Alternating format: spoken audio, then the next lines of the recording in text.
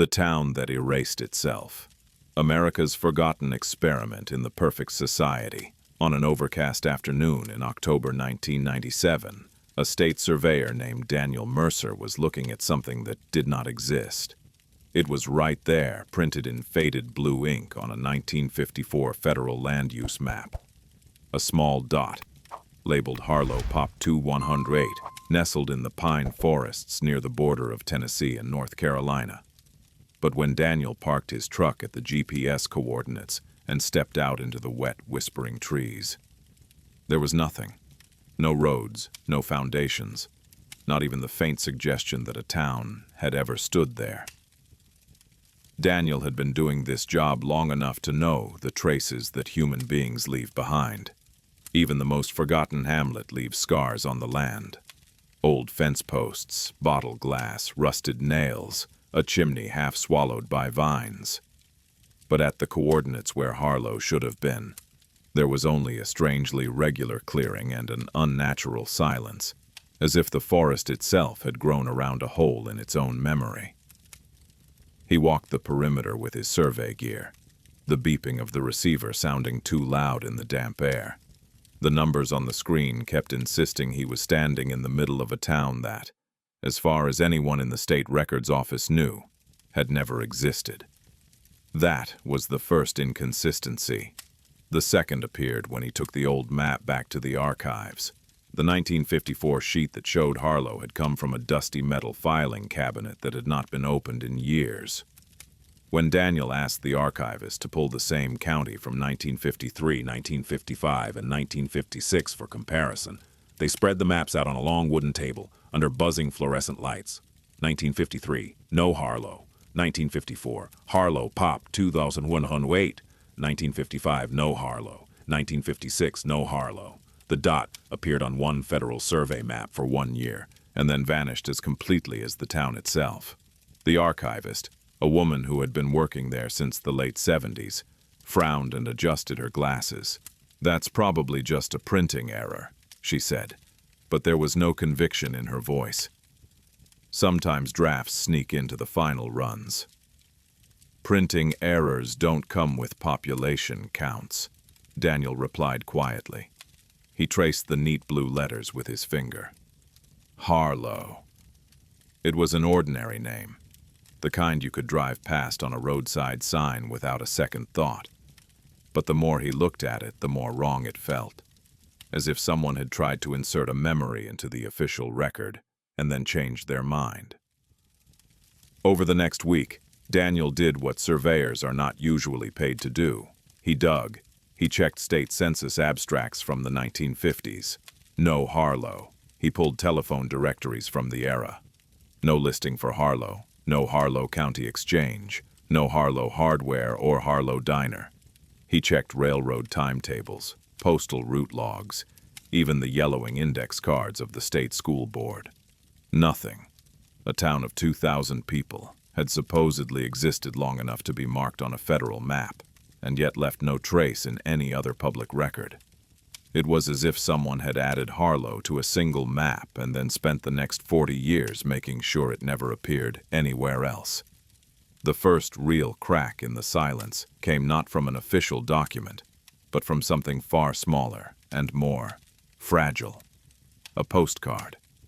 Daniel found it by accident, misfiled in a box of war bond advertisements from the early 1940s. It was a cheap linen card, the colors washed to pale ghosts. A main street with tidy brick buildings and a white church steeple, an American flag snapping in the breeze. Across the bottom, in curled black script, were the words, "Greetings from Harlow, America's future today." The postmark on the back was blurred but legible. Harlow, TN, Joel 3, 1952. The card had been addressed to a woman in Knoxville. Her name meant nothing to Daniel, but the message on the back made his skin prickle. "You should see this place, Millie. Everything's new, everyone's smiling, and they say crime is going to be zero here. They check everything, even what we read and how we spend our evenings. It feels safe, but strange, like living in a test. I'll write more when I'm sure this is all real." It was signed with a looping, hurried hand. Ruth. There it was. Not just a map dot, not just a population number, but a human voice speaking from the middle of a town that officially did not exist. Daniel turned the postcard over again and again. The buildings in the photo were generic enough to be anywhere in mid-century America, but the slogan at the bottom kept pulling at him. America's future, today. That was not how ordinary towns described themselves. That was the language of exhibitions, fair pavilions, and experiments.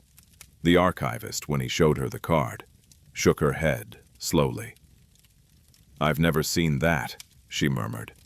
"And I've processed every donation that's come through this room since 1979. Where did you say you found it?" "In the 1943 war bond box," Daniel said, "which makes no sense. The postmark's 52. She stared at him for a moment, then at the postcard, then at the map with its single year of Harlow. "This is above my pay grade," she said finally. "If you want to keep pulling on this thread, you should talk to someone who remembers the 50s. Someone who would have heard if the government built a future town in the woods and then erased it." 2 days later, Daniel was sitting in the sunroom of a retirement home on the edge of Knoxville. A tape recorder on the coffee table between him and a man who had once worked where secrets were manufactured alongside machines. The man's name was Edward Lang. In 1951, he had been a junior analyst at a little-known office inside the federal government, the Bureau of Social Harmonization. Most Americans had never heard of it.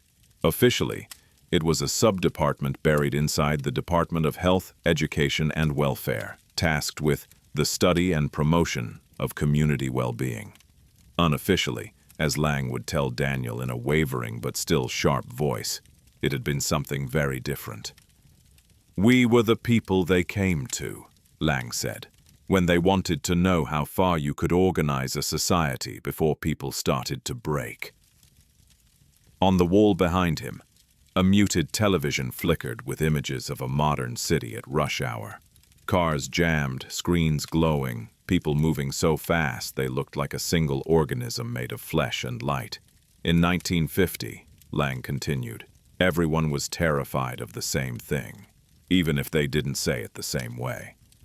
The politicians called it communism. The generals called it subversion.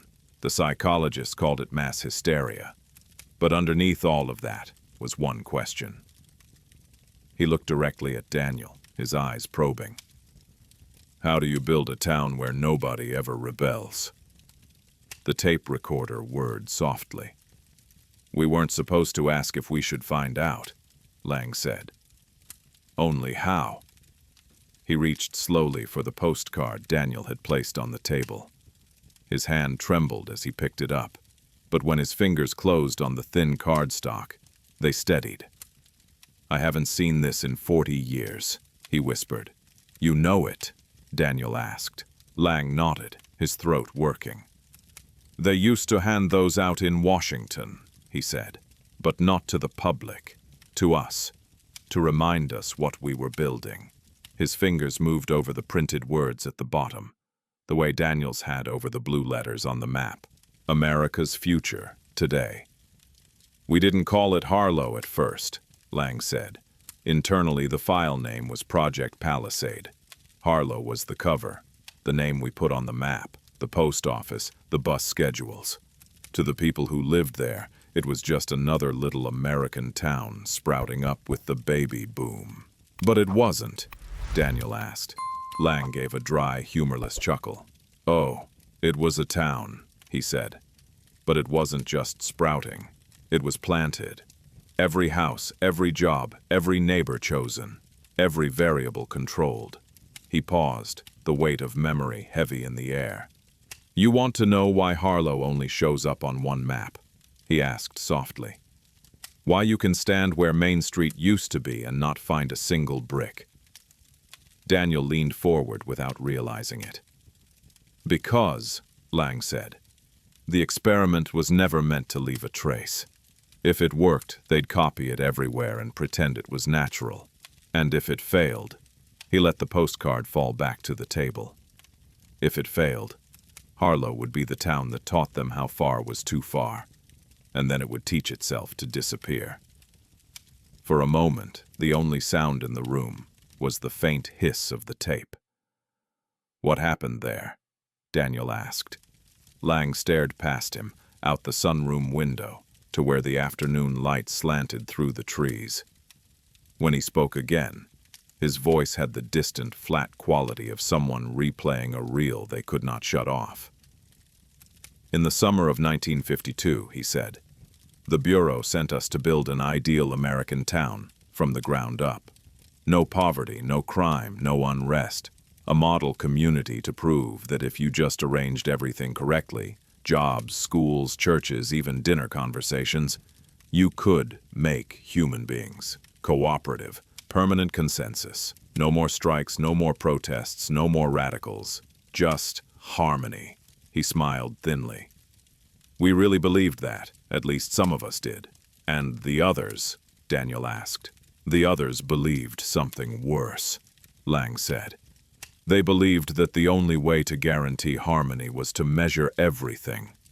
Every choice, every thought, every deviation from the plan."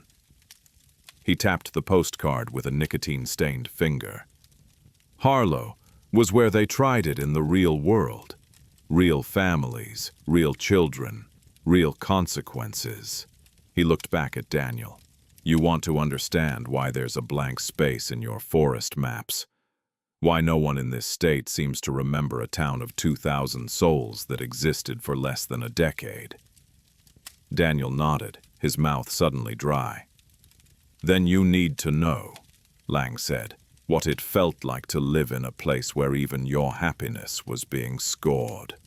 He took a breath, closed his eyes, and went back in time. "To understand Harlow," he murmured, "you have to start on the day the first bus rolled in, and the people who stepped off thought they'd just won the American dream." He opened his eyes again, and for a second, the 70-year-old analyst was a young man in a crisp government suit, standing on a brand-new main street that smelled of fresh paint and wet asphalt. "July 4th, 1951, he said. "They gave it a perfect blue sky, a brass band, and a welcome speech that sounded like a commercial.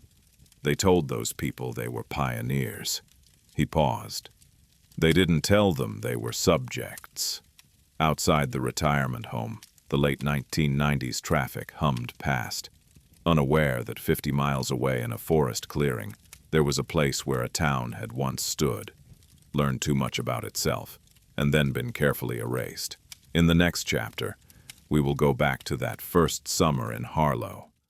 When the streets were new, the neighbors were friendly, and the invisible machinery of the experiment was just beginning to hum beneath the surface. On the morning of June 3, 1954, the sky over Halcyon was the soft, washed-out blue that always made newcomers think they had stepped into a postcard.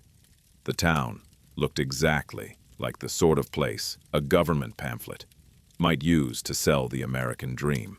White, clapboard houses with neatly trimmed lawns, a single main street with a drugstore, a diner, a barber shop, and a movie theater whose marquee still proudly advertised last week's double feature. Children on bicycles, flags on front porches, church bells that rang on schedule, even if no one was listening.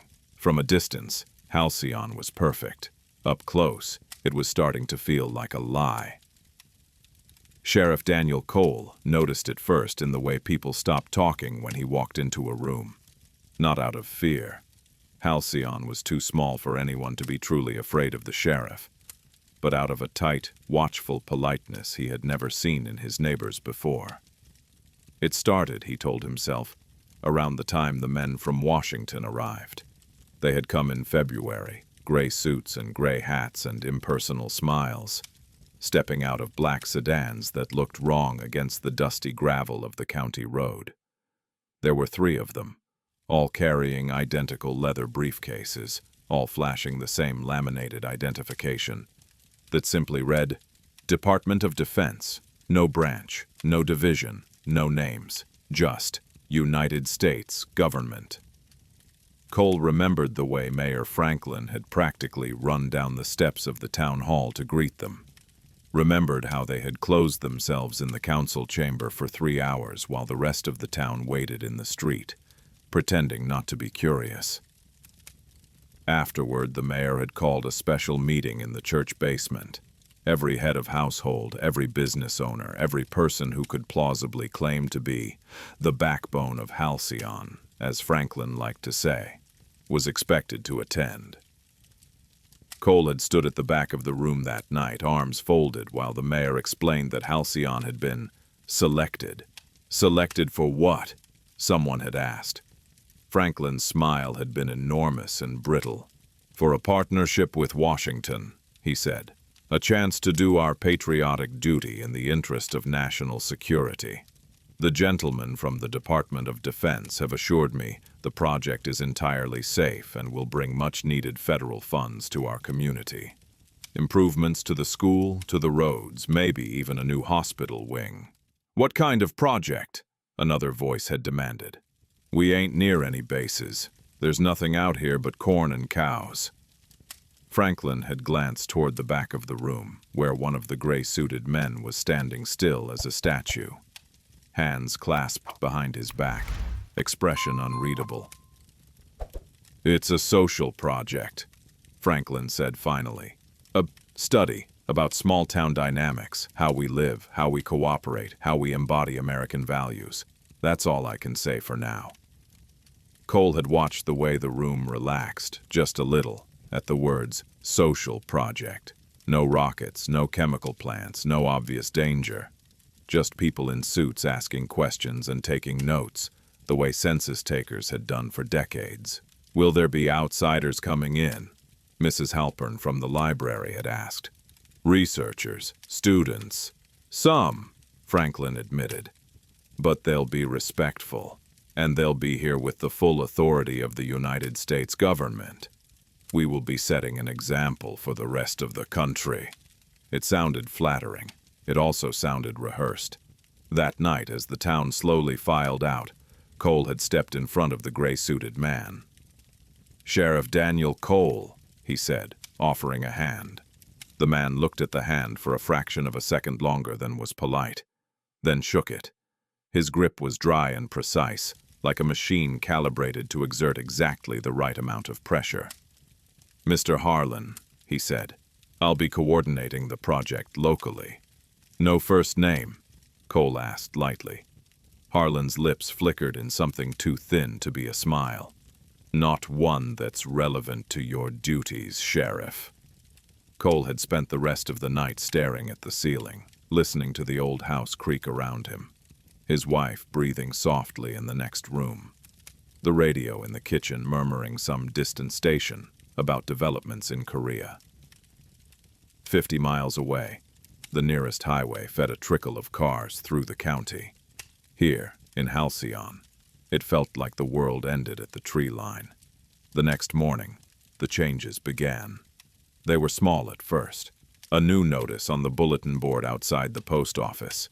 Voluntary community survey. Patriotic participation encouraged. Questions about work, family, daily routines, church attendance.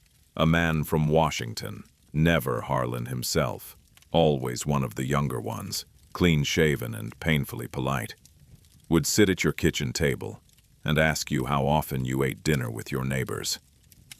Then came the cameras. Nothing to worry about, Franklin assured Cole when the first one went up, a metal eye on a pole overlooking Main Street. Just observational equipment. They're studying traffic patterns, consumer behavior. You've seen those studies. They help businesses. They help everyone. We have 3 streets, Cole said. If they wanted to study traffic, they could stand on the corner for 15 minutes with a notebook. He said it almost as a joke, but Franklin's face tightened. Dan, he said quietly, we need this. You've seen the books. The cannery's barely holding on. Half the young men went to the city after the war and never came back. The government picked us. We can't afford to make them regret it." Cole didn't argue. Not then. By April, there were cameras, not just on Main Street, but at the school, by the church steps, near the park pavilion.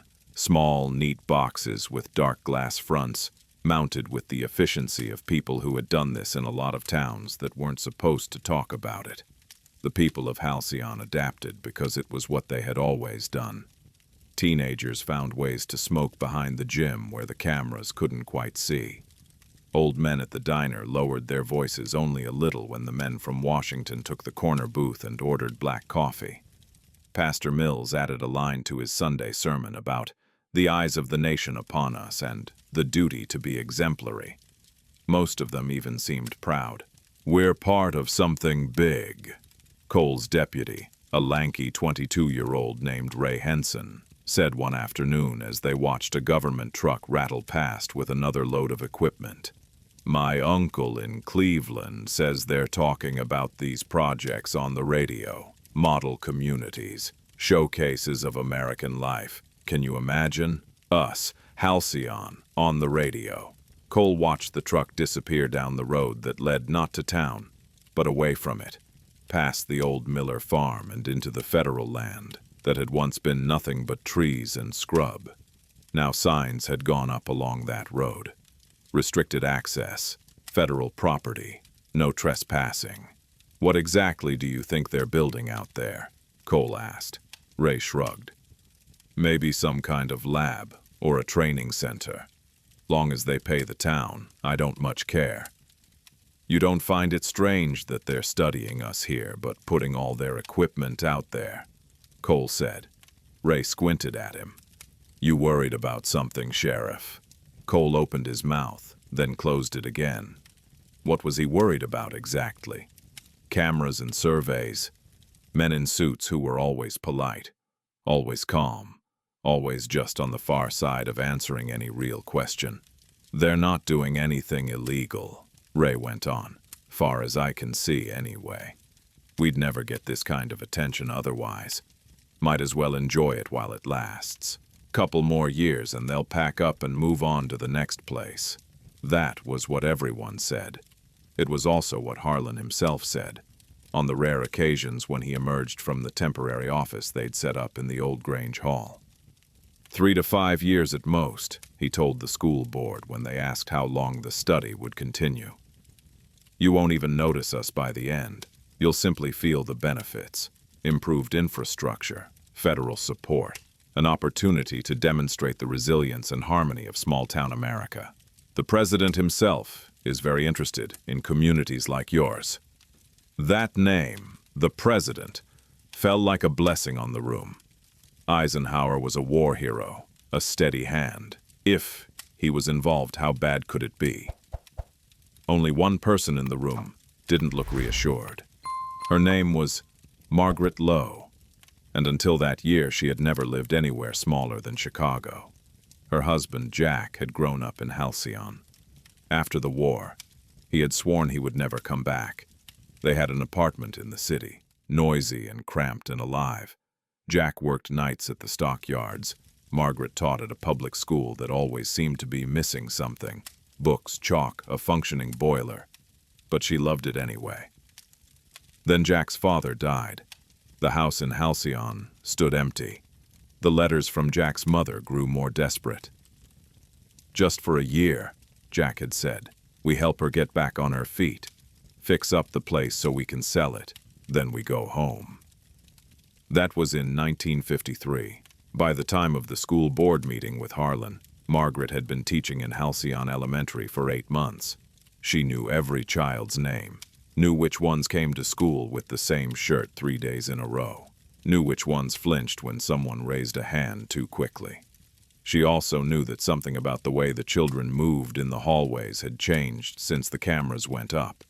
They walked a little straighter, talked a little less, looked over their shoulders more often than children should have to.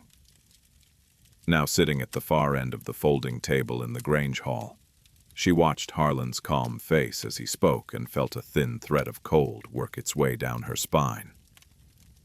"Will the data you collect be anonymous?" she asked when he opened the floor to questions.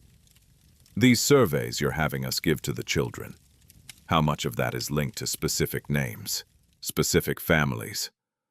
Harlan turned toward her with that small, precise courtesy he seemed to reserve for people he suspected might be trouble.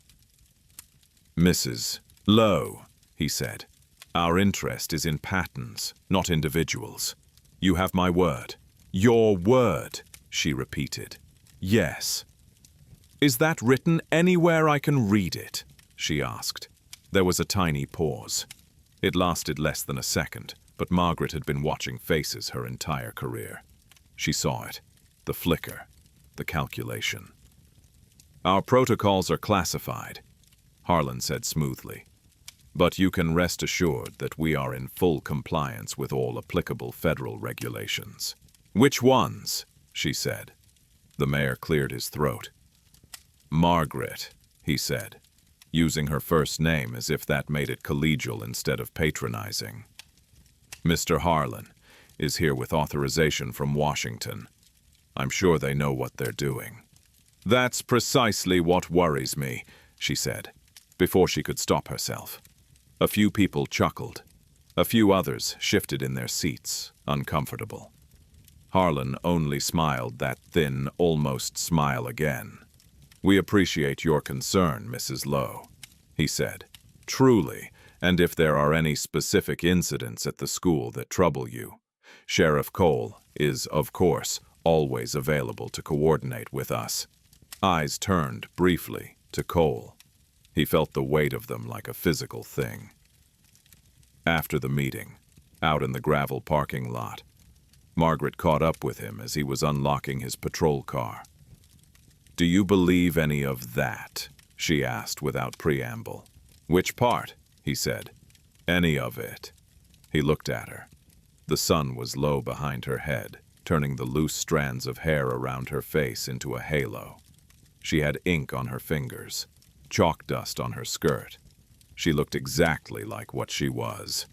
A schoolteacher who had seen enough to know when she was being lied to. "I believe the federal government doesn't spend this kind of money on cameras and surveys because they're curious about how often we have church potlucks," he said finally. "So what are they curious about?" she asked. "That," he said, "is the question that keeps me up at night." They stood there in silence for a moment, listening to the cicadas starting up in the trees beyond the lot. A government truck rolled past on the road, heading toward the restricted area. Neither of them waved. "Have you been out there?" Margaret asked. "To the fence," he said. "You can see the tops of a few buildings now. Prefab stuff. No signs, no flags, no markings at all, which is almost as worrying as the opposite." "Can't you just go in?" she said. "You're the sheriff." "I'm the county sheriff," he corrected.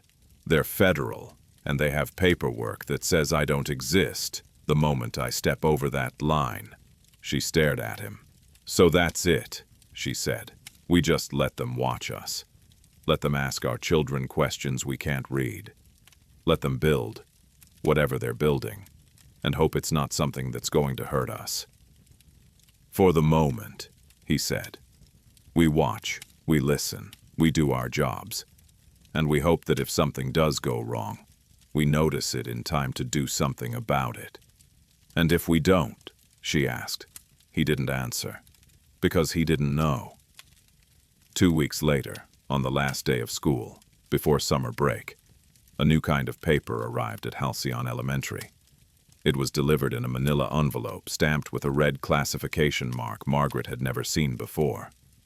The secretary looked at it for a long time before bringing it to her. "This came in the morning mail," she said, "from that office." That office no longer needed to be specified. Inside the envelope was a stack of crisp white forms. "Behavioral Adjustment Index, Youth Cohort," it said at the top. Underneath, in smaller print, "Project Halcyon." Margaret read the instructions twice, then a third time. Each student was to be evaluated at the end of the term according to specific criteria: obedience, cooperation, conformity to community norms. responsiveness to authority. Teachers were to assign scores from 1 to 10. There was a section at the bottom for recommended interventions in the case of non-optimal profiles. "What kind of interventions?" she muttered. There was no explanation. "What is it?" asked a small voice from the doorway.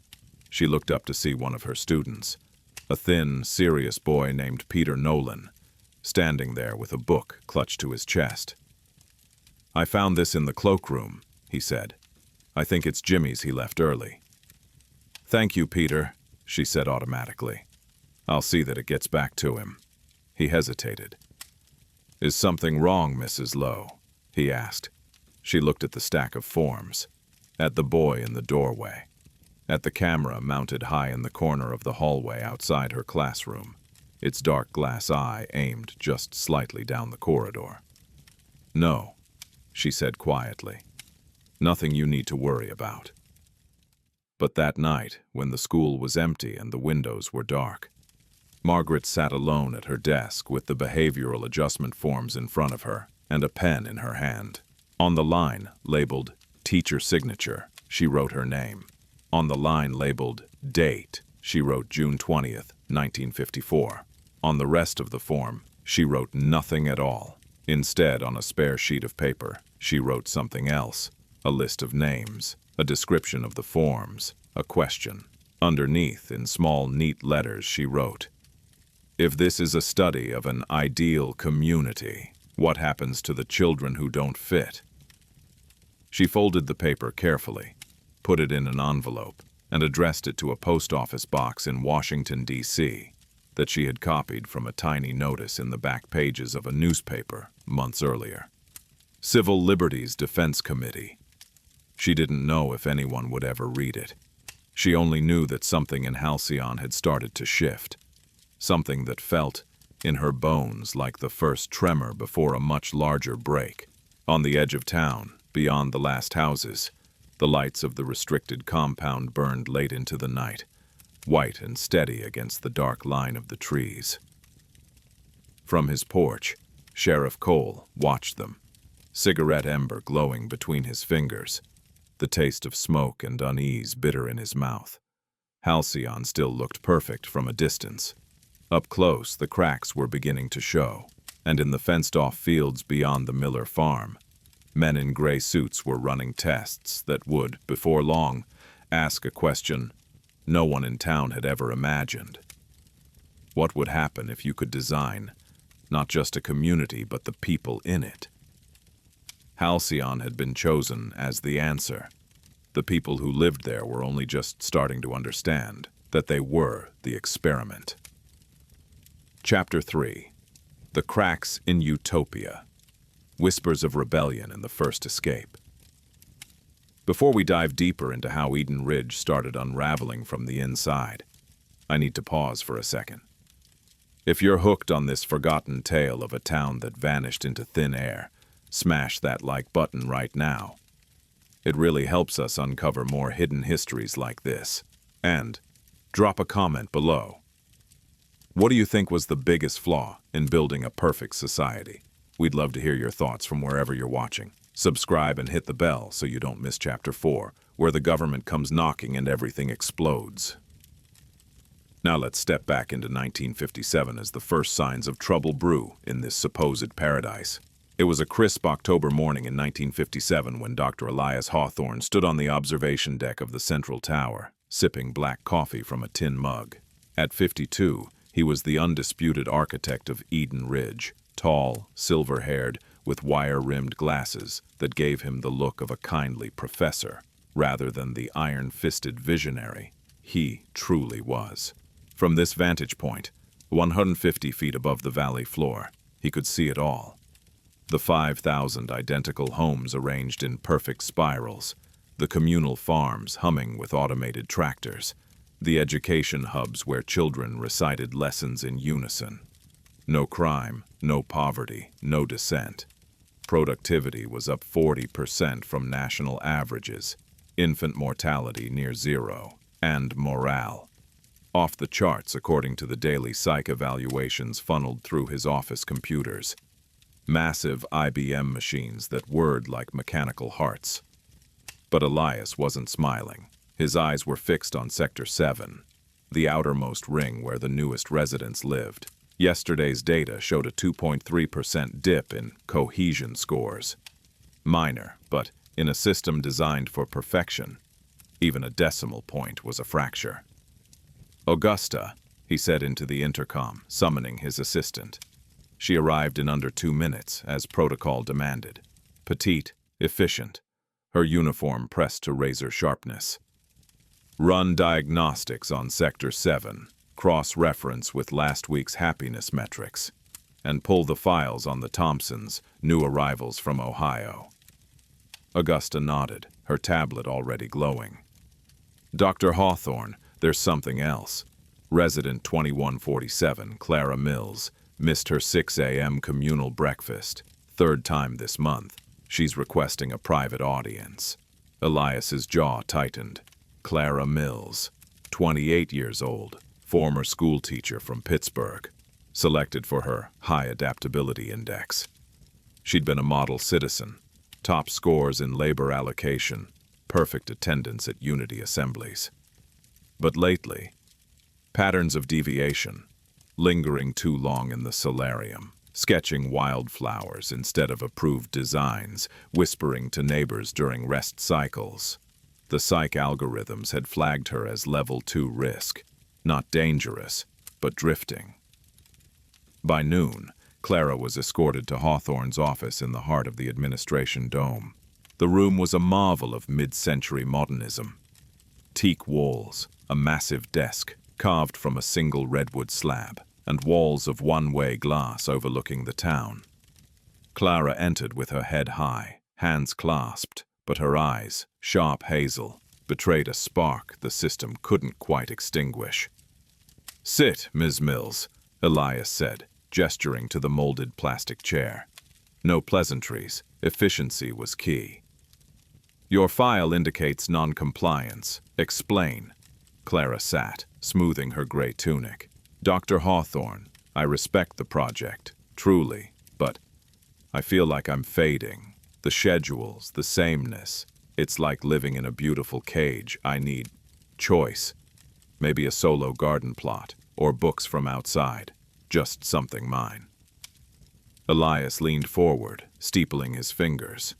This was the core challenge of Eden Ridge. Humans weren't machines.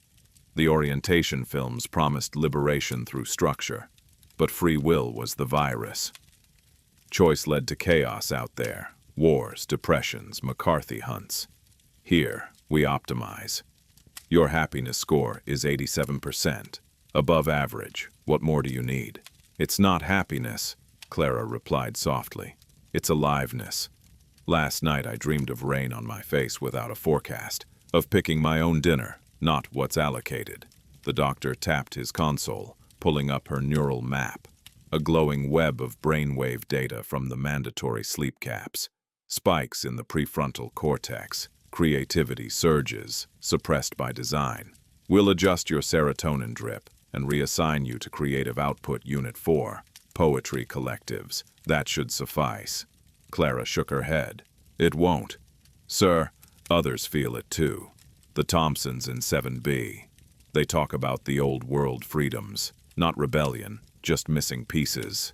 Elias froze. The Thompsons. Harold, auto worker. Wife Lena, nurse. 2 kids. Recruited via the Denver ads. They'd aced the trials. But now, he masked his alarm. "Appreciated, Ms. Mills. Report for recalibration at 1400 hours. Dismissed." As she left, Elias activated the override protocol. Clara's file, updated. "Monitor closely. Consider relocation." But, deeper, he initiated a quiet audit. If whispers were spreading, the experiment's foundation cracked. That evening, during the mandatory Unity Hour, broadcast town-wide via speakers and screens, Hawthorne addressed the residents from the tower. His voice, calm and authoritative, filled every home.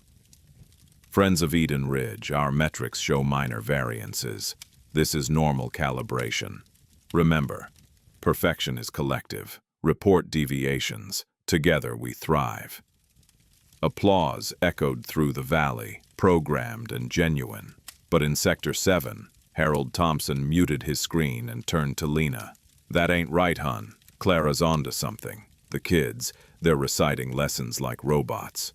We gotta talk to others." Lena glanced at their children, 10-year-old twins glued to the broadcast. "Harold, they watch everything. One slip, and we're out. Or worse." Across the sector, similar conversations flickered. In hidden corners during personal reflection slots, notes passed hand to hand. Scraps of paper with questions like, "Who built the walls?" or "What's beyond the patrols?" Clara became the quiet hub, her solarium sketches evolving into maps of weak fences, patrol blind spots. By November, the deviations multiplied. Crop yields in outer sectors dipped 1.2%, sabotage or sloth. Psych scores flatlined for 147 residents. Hawthorne convened the inner circle, 5 hand-picked psychologists and engineers, all bound by unbreakable NDAs and loyalty oaths. "Contagion," Dr. Miriam Voss declared, her voice clipped. "Mills is patient zero. Her aliveness rhetoric is viral." Engineer Paul Decker, who oversaw the perimeter sensors, added, "Fences hold, but we've got 3 breaches logged. Foxes, they said. Drones show nothing, but Hawthorne cut in.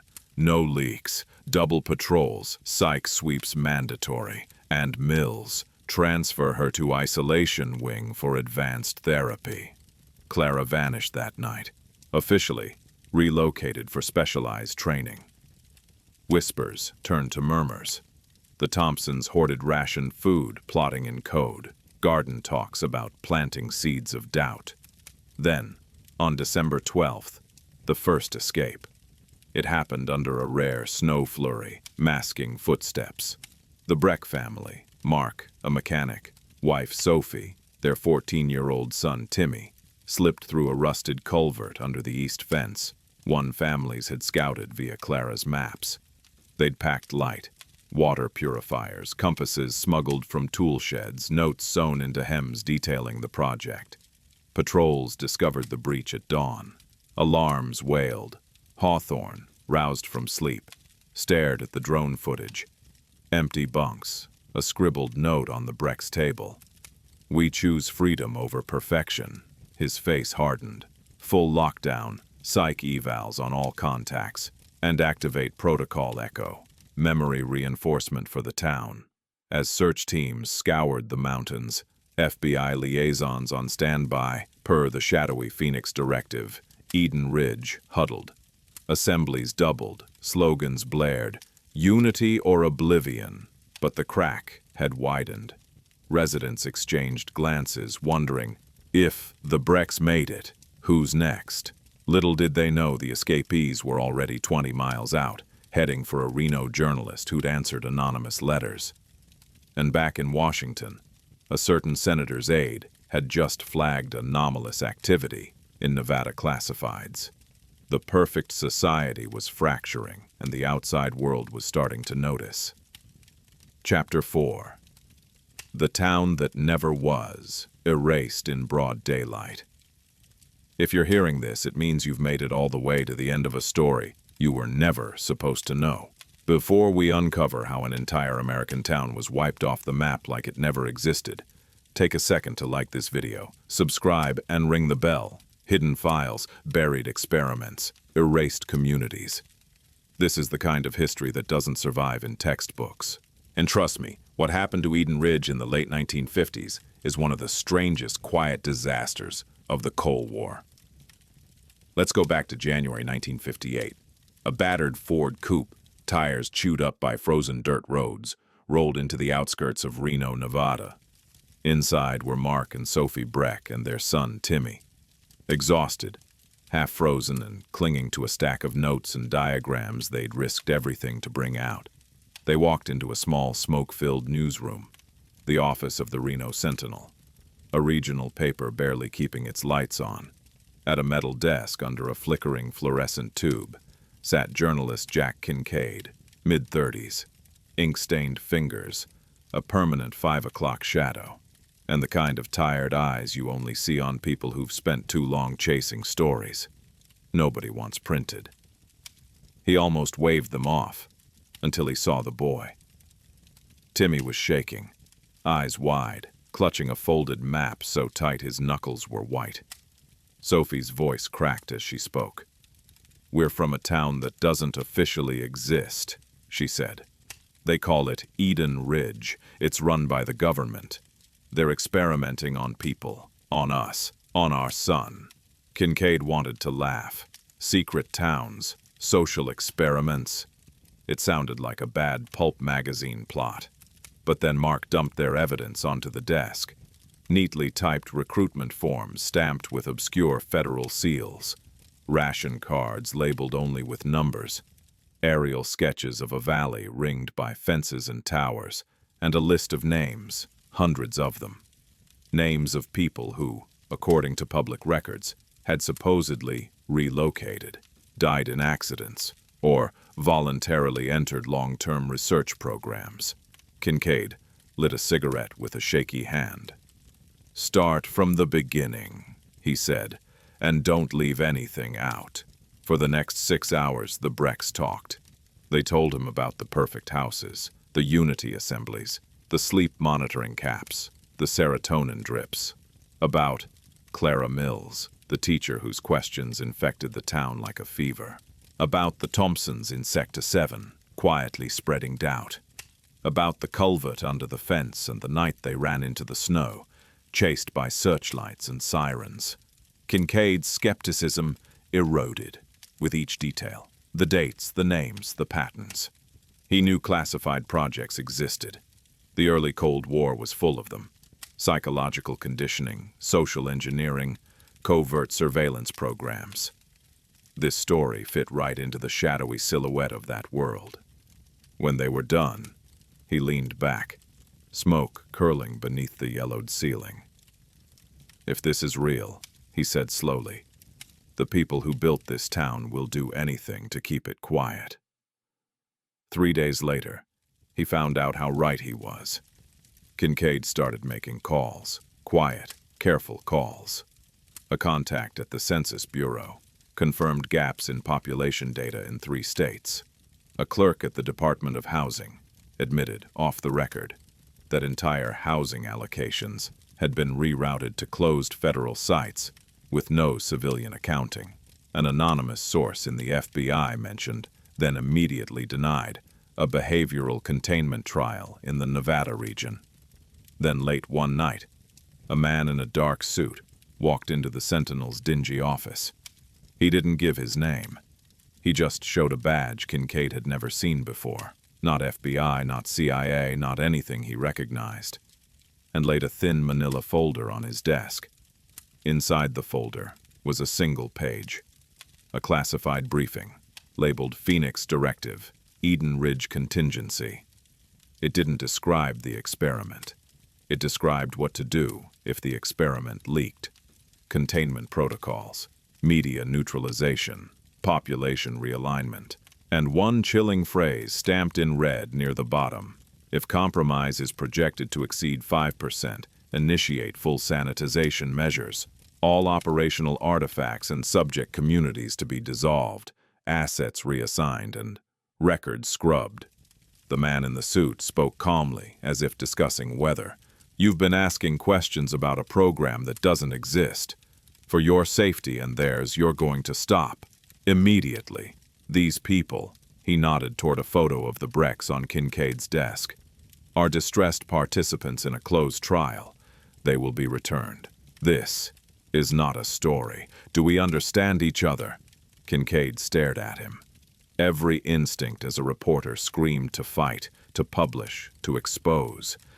But he'd seen enough to know something else. Whatever Eden Ridge really was, it reached far above his pay grade. Into the same vault of secrets that held the early nuclear tests, the black budget intelligence programs, the dossiers with names of people who had never been born. He stalled, nodded, and said, "I'll think about it." The man left. The warning, however, did not. Back in Eden Ridge, the situation was collapsing faster than Hawthorne had predicted. The Breck's escape had triggered a wave of crackdowns. Residents were ordered into extended unity assemblies, fed endless rhetoric about loyalty, perfection, and unseen enemies who wanted to drag America back into chaos. Psych evaluations doubled. Drones flew lower. Curfews tightened. But control has a breaking point. In the next 2 weeks, 3 more escape attempts were made. One failed at the fence. One was intercepted by patrols in the woods. One family, the Thompsons, simply vanished from their home. Officially, they'd accepted reassignment to a higher-level facility. Unofficially, no one ever saw them again.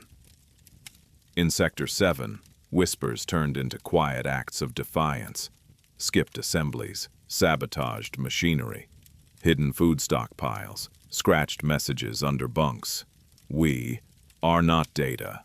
Hawthorne sent report after report to Washington, each more panicked than the last. Deviations rising, contagion of autonomy spreading beyond initial cluster, structural compliance indicators falling below acceptable thresholds. Recommend escalation of Protocol Echo, or consider controlled termination of live trial. He didn't receive a direct reply. Instead, one morning in February 1958, 3 unmarked planes appeared over the valley, glinting silver against the winter sky. They circled once, twice, then they left. No one inside Eden Ridge knew that those flyovers were the last warning sign, not for them, but for the people watching from Washington. Satellite photos, crude by modern standards, but enough, had shown activity patterns slipping out of alignment. Behavioral metrics from the central computers flagged an irreversible trend toward resistance. The Phoenix directive file was removed from storage. Full sanitization measures were now in play. The end began without fanfare. First, the mail trucks stopped coming. The few magazines and heavily curated newspapers residents were allowed to see just didn't arrive that week. Supply delays, officials said. Then the outside broadcasts went dark. The daily filtered news bulletins from beyond the valley were replaced by internal messages and pre-recorded lectures about unity, duty, sacrifice. Then the guards at the gates changed. The familiar, almost friendly faces in khaki uniforms were replaced by stone-faced men in darker, sharper suits. No name tags, no small talk. Eyes always hidden behind mirrored sunglasses, even on cloudy days. Hawthorne noticed. He'd conceived Eden Ridge as his life's work, his grand humanitarian experiment. Now it was being taken from him, repurposed as a liability to be eliminated. He was summoned to a secure line in the communication hub. The voice on the other end was flat, bureaucratic, and distant. It did not introduce itself. Dr. Hawthorne, this is a courtesy call. Your data has been deemed conclusive. Control has eroded beyond recovery. As of 600 hours tomorrow, your personal authority in Eden Ridge will be suspended. He swallowed hard. What happens to my residents? He asked. These are families, children. We can recalibrate. We can adjust variables. We just need. You've provided valuable insight. The voice interrupted. The experiment has achieved its objectives and exceeded acceptable risk. The Phoenix Directive outlines the rest. Thank you for your service. The line went dead. For the first time since Eden Ridge broke ground, Dr. Elias Hawthorne realized he was no longer the architect. He was just another asset scheduled for disposal. That night he walked the silent streets, past houses still lit by warm yellow lamps, past manicured lawns dusted with snow. Inside, families were eating their allocated meals, kids reviewing their lessons, couples whispering about escape plans they hadn't yet dared to act on. They had no idea the countdown had already started. At 5:47 a.m. the next morning, the sirens wailed. Residents stumbled out of their homes in gray uniforms, blinking in the pale early light. Over loudspeakers, a calm female voice announced an emergency systems test. Everyone was ordered to gather at the central plaza by the tower. They obeyed. Even in rebellion, routine is hard to break. Within minutes, thousands of people were packed around the base of the tower, shivering in the cold. Children huddled against their parents. Searchlights swept the crowd. Hawthorne stood on the balcony, not in his usual crisp suit, but in a simple coat. No speech papers, no data charts, no projections. Just a face, lined with something that almost looked like regret. He opened his mouth to speak. Behind him, 4 men in dark suits watched closely. He closed it again. The female voice took over the announcement. Attention residents of Eden Ridge. Due to external security concerns, this facility is entering phase transition. You will be escorted for relocation and debriefing. Please remain calm. Non-compliance will be treated as hostile behavior. The words facility and phase transition cut deeper than any siren. This was no town anymore. It was a lab being shut down. As armed personnel moved in from all sides, people panicked. Some tried to run but found the streets already blocked. Trucks rolled in, their backs open and lined with benches and restraints. Drones hovered overhead, lenses wide and unblinking. Hawthorne watched as Mrs. Klein from Sector 3, who'd once proudly baked pies for community festivals, was shoved toward a truck, her terrified toddler screaming. A young man he vaguely remembered as a model assembly leader was tackled to the ground for pushing back. The Thompsons' old house stood dark and empty in the distance. A ghost inside a ghost town. He snapped. "Stop!" he shouted, stepping forward.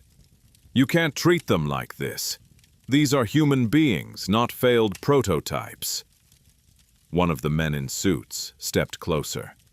"With respect, Doctor, that's precisely how this program was authorized. You knew the terms.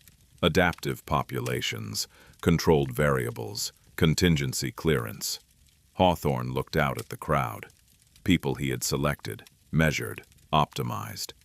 People he had convinced to trust his vision of a perfect world. He realized, too late, that he had built them a cage and called it paradise. Quietly, he turned, walked back into the tower, and shut the door behind him. Outside, the plaza erupted into chaos. Some residents attempted to break through the cordon, only to be met with batons and tear gas. Others froze, paralyzed by decades of programming to obey. A few fell to their knees, praying out loud for a god they'd been told was an unproductive distraction. By noon, the plaza was nearly empty. Trucks rolled out in convoys, carrying hundreds of dazed residents away from the valley. No one knew where they were being taken. New facilities. Medical reassessment centers. Protection programs. The language was deliberately vague, a linguistic fog to hide concrete actions. Within 48 hours, Eden Ridge was a ghost. Government crews moved in with ruthless efficiency. Signs were torn down. Records in the administration dome were boxed up and loaded onto planes. The central computers had their memory cores removed and destroyed. Houses were emptied, stripped, and in some cases burned to prevent contamination and scavenging. The valley was reseeded, replanted, and, according to one declassified memo decades later, restored to an uninhabited status suitable for future non-civilian use. The name Eden Ridge appeared in exactly 3 official documents after 1959. In each one, it was listed as an abandoned agricultural test site with no permanent population.